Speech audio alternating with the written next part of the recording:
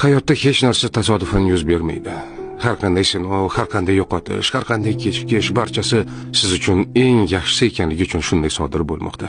Ba'zan biz katta orzularimizga yetishamiz, lekin u bizga kutilgan baxtni olib kelmaydi. Ba'zan esa orzularimizga yeta olmay tushkunlikka tushamiz, lekin yillar o'tib qarasak, aslida aynan o'sha yo'ldan yurmaganimiz biz uchun yaxshiroq bo'lgan ekan. Balki siz hozir sabr qilib turgan og'ir kunlaringiz ertangi baxtingiz uchun zarur bo'lgandir. Ba'zan biz boylikni yo'qotamiz toki chinakam boylik pulda emasligini tushunishimiz uchun. Ba'zan sog'lig'imizda sinalamiz toki har bir nafasimiz ne'mat ekanini his qilishimiz uchun.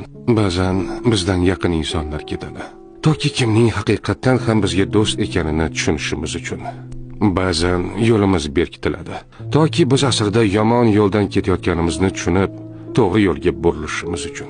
Siz hozir tushunmasligingiz mumkin, lekin bilingki, har bir kechikish yaxshiroq narsa kelishi uchun, har bir yo'qotish sizni yaxshiroq ne'mat kutayotgani uchun, har bir sinov sizni yanada kuchliroq bo'lishingiz uchun beriladi. Shunday ekan, tushkunlikka tushmang. Hozir sizga noqulay tuyulgan narsa aslida siz uchun eng yaxshisi bo'lishi mumkin. Chunki Alloh bandalarga zulm qilmaydi. U doimo bizga eng yaxshisini ravo ko'radi.